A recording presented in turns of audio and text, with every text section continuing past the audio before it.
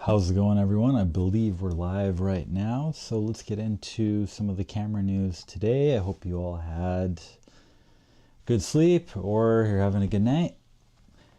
Okay, going on to the first release today, we have some first images from the Nikon ZR, and definitely has a different sort of body style compared to something like, say, the Z6III, a camera that I own and I've done lots of videos on. Apparently it has the same Z6III partially stacked sensor, 24 megapixels, 6K all intro recording, so you can shoot your internal RAW video. Oh, sorry, let me just switch this over here. I always forget to do that.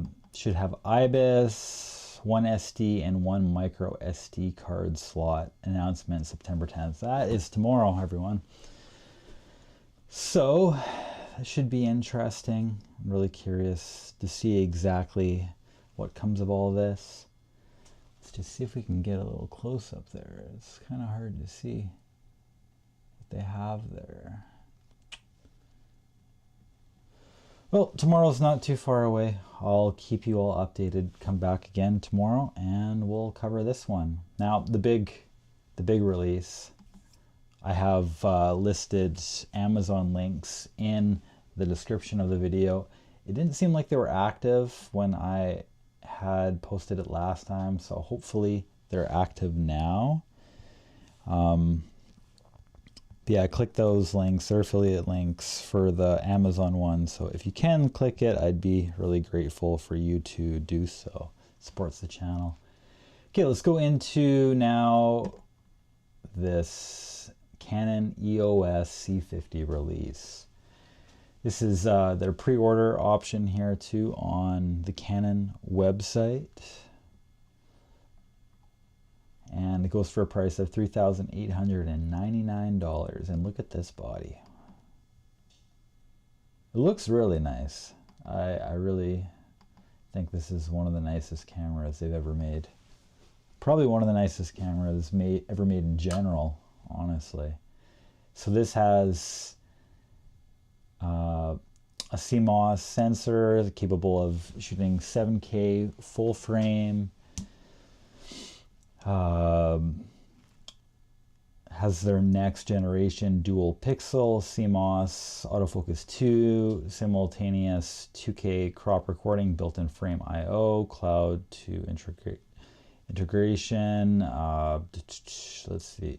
It also packs a 32 megapixel sensor for photos, so it looks like it will be a perfectly valid photography camera as well, which is interesting because of a lot of cinema cameras tend to kind of lack on the photography portion of it, but it looks like this one does it all. Hopefully I don't have any frame. Oh my, it just,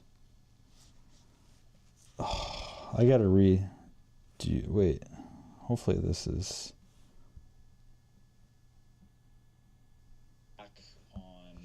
I'm just trying to have a look at, make sure it's using the right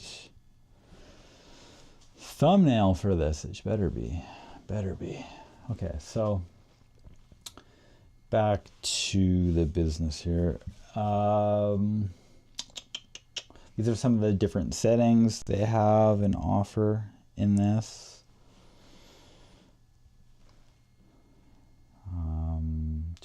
Open gate, as I mentioned before, 3.2, which is really great, especially when pairing with something like an anamorphic or reframing later vertical shots from your horizontal footage. Support for anamorphic D-squeeze. Don't worry, everyone, we're going to get into some videos shot with it really soon here. Just hold on a little more. The base ISO is 800 and 6400 native ISO, so when you're recording you'll have virtually no noise around these areas. It has internal RAW recording at that 7K 60p, but I've I've looked at like exactly how many megapixels it's said to use with this, and I think the bitrate is like 1800 or something per second. So good luck to any cards you have. You're going to need to upgrade your computer system, your card system. Good luck. All right, let's just get into some videos now. I think that's what people want to see.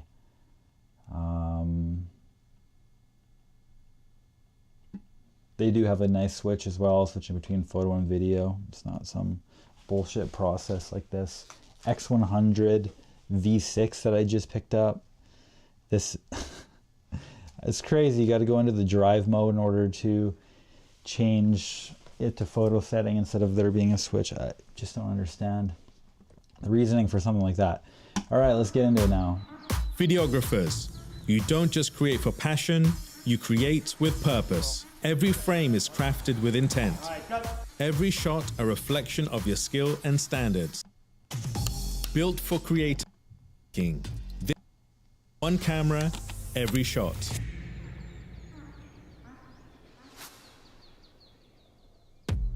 This is Canon's smallest and lightest pro cinema camera yet. Perfect for any production anywhere. With a detachable top handle. Like 670 grams. I think that weighs the same amount as my Z6III. Articulating LCD, active cooling, and 14 assignable buttons. Every control is right where you need it. The 7K full-frame sensor delivers stunning imagery with over 15 stops of dynamic range and dual-base ISO, capturing cinema quality in a compact body. I don't know what's going on with me. Experience open-gate RAW recording flexibility with stunning detail.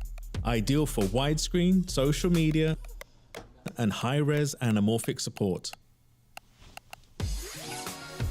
Capture uncompromised 7K RAW internally, or enjoy crystal clear oversampled 4K. Still though, with the price of the Z6III, I mean, on the used market now, I don't feel bad about my purchase still, even after all this time. You'd think that, it's only been a year, but it just goes to show you how huge of a step the Z6III was in order to offer the intra recording RAW and have it in 6K and just have it be as great of a video as it is.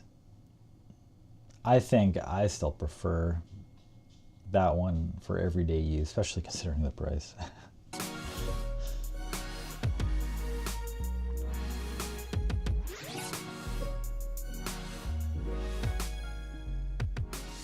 RF mount technology delivers advanced optics, class-leading autofocus, and powered zoom capabilities. Okay.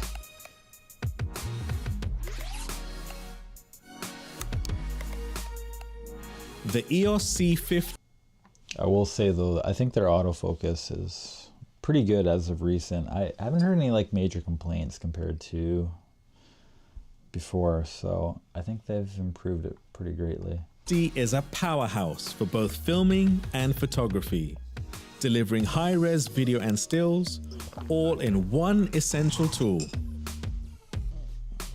Full-size XLR and HDMI, timecode I/O, and more. Keep you synced and connected when you need it. XC protocol compatibility gives you effortless remote control for multicam and live production setups.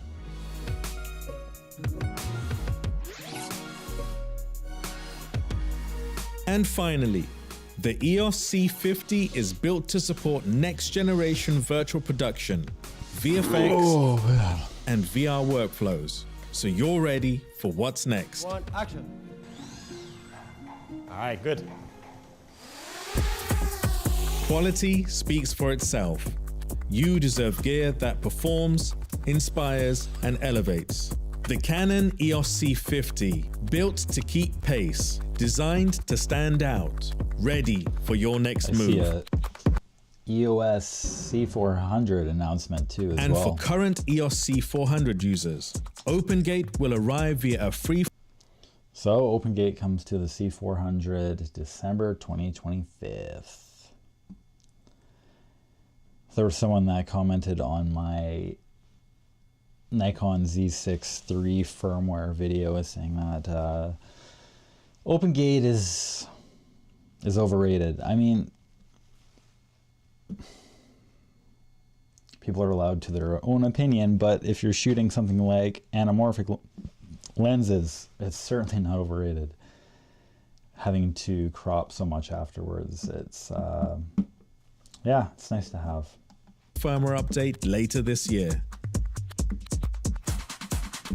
All right, let's go on to the next one here. I wonder if we have a sample gallery we can also go into. That would be R50. It looks like we don't have a sample gallery. We will edit some photos the first thing that we see, or sorry, when we end up finding some of these sample photos, we'll edit them live on video. But unfortunately right now, it looks like there are no sample photos available yet. Okay, on to the next video. Peter McKinnon, of course, you expected him. Only shoots film unless someone like Insta360 or Canon give him a call. Canon C50, the FX3 killer. Although he records all of his videos with Canon gear. I'm sure he's given all the gear, so like, yeah, why would you not? Makes a ton of money, probably from the sponsorship as well. What's up, everybody? Peter McKinnon here. Welcome back to yet another video. Today, This will be like your well the frick done. Oh, well, that's annoying. Okay, Sometimes when I'm trying to make flashy... Put that on pause right now, and let's see. Because it can mean only one thing: exciting new Let's product just go time. back to it. Screw it. I'm curious what you think. Does this camera dethrone the FX line of X3 cameras? My thoughts were putting the R5 Mark II on the shelf and using this as both my vlog camera, cinema camera, and photo camera when we go on trips and just make things for YouTube. Vlog camera, it can actually be used as a vlog camera considering it only weighs 670 grams. So I mean, essentially, little square package, and it that was does a little epic surprising. cinema, I epic expected it to be video, closer and to a epic kilogram. photos. and OpenGate. And OpenGate. That's the best thing. Yes. That's what everybody wants to know. Are the gates open? And they're open. They're very wide open gates. Yeah. That's why we have the anamorphic on it right now. These are Atlas Mercury, and I'm In here, and you're like, will melt with this bitrate. thousands. Oh yeah, so here's some talk about the Just give me bitrate. the OpenGate. just gets me. It's just easy for you. 7K raw OpenGate, 4K 120, a bit rate that is to the moon and back. Like, your computers will melt with this bit rate. All right, I was going to give you this next point about the bit rate, but Maddie specifically asked if he could say it because he's pretty mind blown. Can so I say it? you can go ahead and tell them.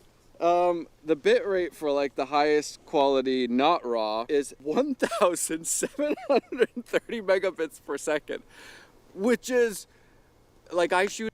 He just said that's not for the raw. Honestly, I think this is a camera that is only going to be... I mean, like, if you're not like a complete professional, I just don't see the reason for wanting to own a camera like this. That's not even shooting raw. What is the bitrate with it shooting raw video? Oh my. An H.265 normally 100 The megabits bitrate is per too second. high. It's going to be Wait, does that make sense? Yes, far 100 too megabits. annoying to shoot. That's like a 1700, a 17 times the data. Like, I want to see. And you can only take it down to 864. So I have here this is, we're this. filming in 7K. That's 4K. I have here CF Express B Angel Bird card here, And this, it looks like this one would actually work. And this is 1785. I don't know if you can see this, probably not. Oh yeah, there we go. Good job, Fuji. You autofocus for once in your life. And we're never gonna get it again. Okay, anyways. So this one's a 512 gigabyte card. Oh, I didn't even realize that I bought one that high. But these are expensive. These are not cheap. I think I paid like around $250 or something for this stupid little card here. So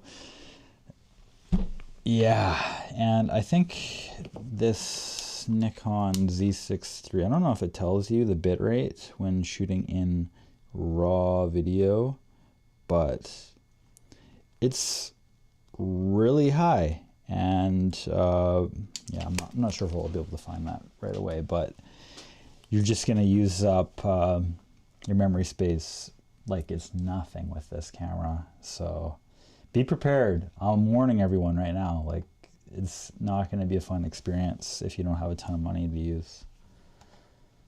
It's okay. It's yeah, but like this is definitely something that people are like, oh.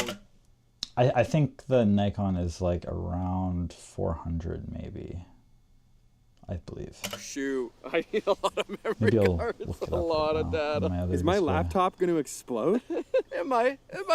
That's good. That's something to take into consideration. Like, yeah, you get 7K, but can you afford it? It's the real question. Uses a new version of the LPE6, the LPE6P. You can pretty much get a full day's shoot with about 3 batteries. Better than the R5C, that was like 13 batteries. Full-size HDMI port, full-size XLR ports, a new top handle.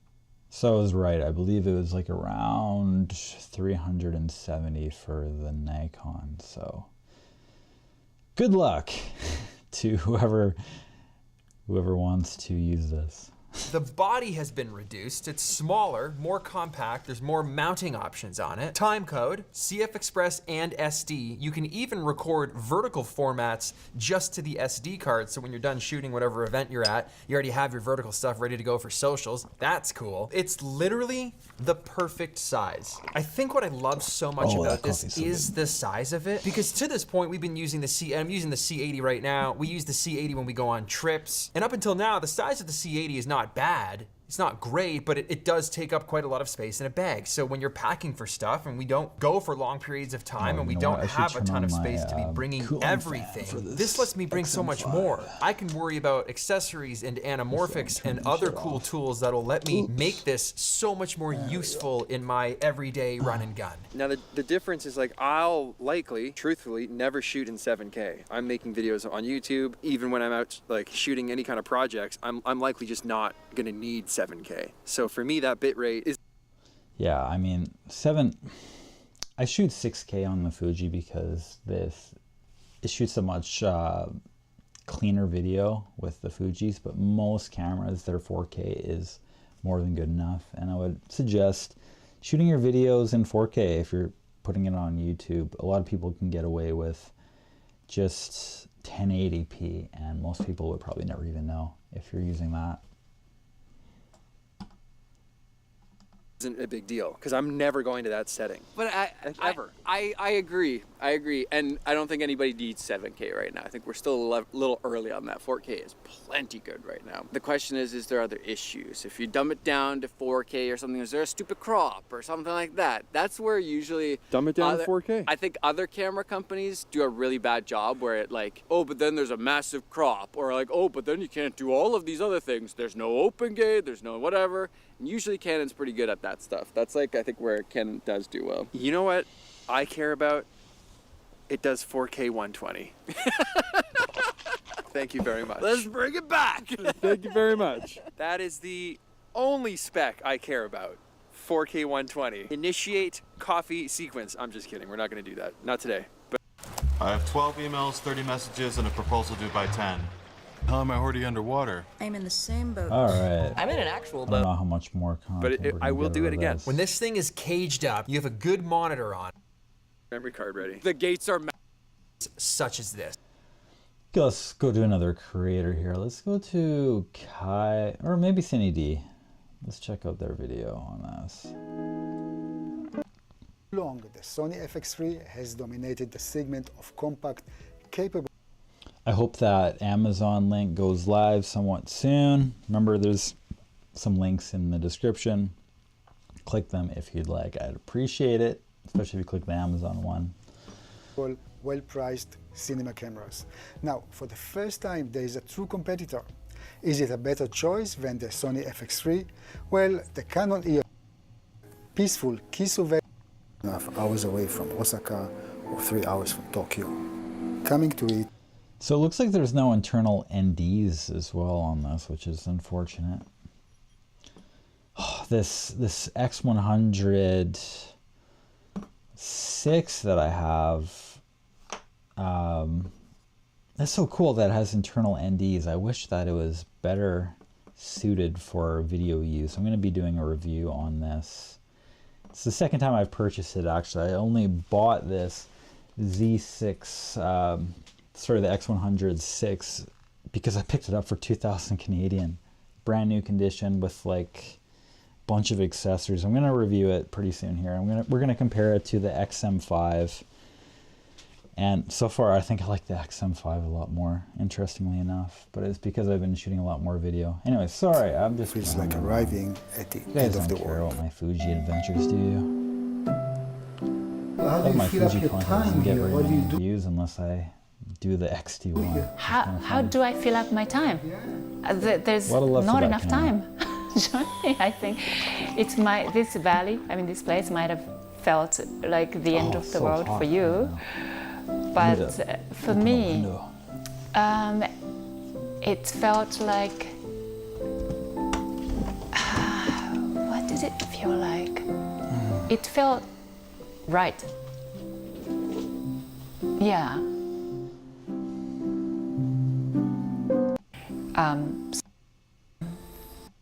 There's a chance that I do. From where I live.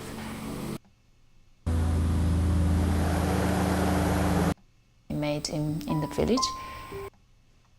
A community library kind of space. So those people tend to be... When I first moved here, I purchased this really Crazy thing about this release too is that I think this camera is quite, maybe like a few $1,000s less than the Sony RX camera that released not too long ago, which is crazy to think about considering the age of its Zeiss lens on it. Whew, that's a difficult buy. rewarding, enjoyable. Okay, we don't care really about your life story, unfortunately. So paired with Canon's trusted Digic DV7 processor. This lets you use the full width, resolutions and frame rates. The thing is, it feels like there is a blanket effect. When you pull in on one end, the other side suffers. For example, if you want to record in RAW at 3x2 open gate, digital stabilization cannot be activated, which is understandable. But why it's not available when filming in a compressed codec? Another example, okay, when you're filming in 4K, 120 frames per second, you cannot use magnification to check focus, which is not ideal when working with manual lenses. There are more examples like this, but overall, once you adjust to working around some of these limitations, this camera is a joy to use. I would like to highlight a few more things. First, like with any other Canon camera, the images it produces are simply gorgeous. On top of that, the camera comes with a top XLR hand grip, wisely included by Canon, so that the audio side of your production is not neglected. I worked with the camera outdoors for many hours in very hot temperatures and didn't experience any issues with overheating. So that cooling fan, it's, in my eyes, really impressive that they were able to add a cooling fan that large and keep this camera the size that it is. Like, I don't know how they managed to keep the weight down that much and have it be like an absolute spec monster like it is. So impressive, honestly, like in my eyes, that they were able to pull that off. 670 grams, like, damn, that's decent for a camera that literally does everything. I want it. Buy me it, please. As I'm not a DP who uses camera. I don't make any money at all from YouTube though, so I can't afford it. Pages, I really appreciate that the camera body has 4 Please like and points. subscribe. That it allowed helps me me to get to the point where I can actually receive cameras like this to review.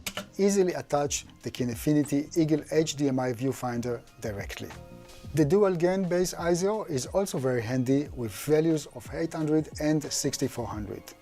Last but not least, yes, the camera comes Same native base ISO as my Z6III.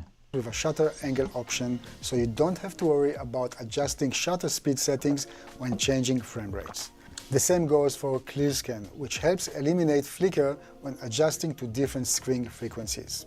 So how does the camera stand against the competition, namely the Sony FX3? The EOS C50 outperforms the Sony in almost every way, except stabilization, since the FX3 sensor itself is stabilized. And for photographers, the Sony FX3 does have a mechanical shutter. Other than that, the Canon camera... That's really the major thing with this camera, is that it is lacking the stabilization that you would get with a camera like the FX line cameras, Nikon's camera. It's a bit of a trade-off, I guess you'd say, when looking at the two cameras, but most cinema focused cameras are without stabilization, which is a little surprising that Sony included it in theirs. So it really depends what you're looking for. A lot of people that are building cinema rigs, they don't expect their cameras to have any stabilization at all. It's not really a common thing. Comes in cheaper than the Sony, especially with the included XLR top handle, offers higher recording resolution, has internal 12-bit RAW recording, and most noticeably a 3x2 open gate option. What the new camera is really... These Canon cinema cameras are really highly regarded. I don't know if you've ever looked into like the C100s or the C400s. These are cameras that people use for many years and are highly recommended within the cinema community. Like the C100s, a lot of people are still using those. It just shoots 1080, but it's one hell of a camera. If you're ever looking for a cinema camera on the cheap, you can get, I believe the first one for around like maybe under 500 USD, and this is a camera that once cost like 8,000 or so dollars with like internal NDs and stuff like that, all sorts of crazy specs. So, and also, not to mention the EF mount is really nice actually to have as a base for shooting cinema sort of content. Lenses are cheap too, and that helps. missing is an EVF and IBIS. Hopefully, Canon will consider making a small EVF that can connect directly to the camera. As for stabilization, I don't want to go into the digital versus IBIS debate, but it would be great if digital stabilization worked in 3x2 open. I wonder if this has any sort of gyro data on it. Gate when filming in the compressed video file. Okay, moving on. Please note that at the time of recording this video, unlike DaVinci Resolve, the latest version of Adobe Premiere cannot properly read OpenGate RAW files. This means that I had to convert all my footage to ProRes, knowing I'd be losing the flexibility of adjusting clips, but for now, it is. So it looks like this has gyro data stabilization, so you can stabilize it in post. So that could be pretty useful for people that are wanting to stabilize the footage even without it being stabilized.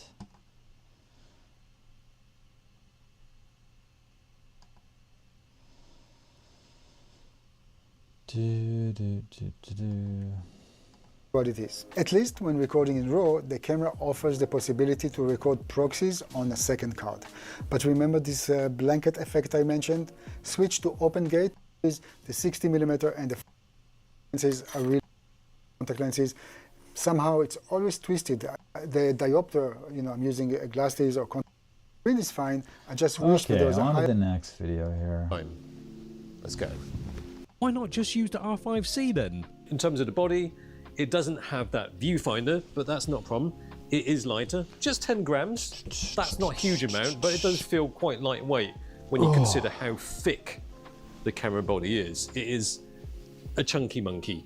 It's like a big fat burger, but actually feels a lot lighter than it looks. The C50 rear screen and venting doesn't stick out as much as on the C70, C80 and R5C. And no viewfinder might be a no-no for some, but I prefer the lack of a hump. But then the cards is pretty much the same thing, CF Express and SD. It's got a tilty flippy screen and a fan, but this shoots 7K 60 RAW, open gate, 3x2. It looks professional. Yes, it looks more pro, doesn't it? But it's, in terms of the ergonomics, it's smaller than the C70, C80, but much lighter. This is a really neat setup for video people because it's compact, lightweight, carry it around all day, and it's not going to give you a hernia somewhere. I'm going to be told off for... Has anyone here ever had a hernia from carrying around one of these beasts? Holding it like this. Oh, you don't use the handle like that. Yeah, you're not pro. It's even got more recording buttons. It's got... I was watching a review for the Canon C100 not too long ago, and someone was complaining about how you can't shoot low with the camera and it had a handle on it like that. Buddy, hold it by the handle and lower the camera.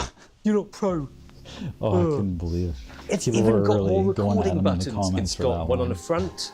You've got two on the top. They're quite close together actually.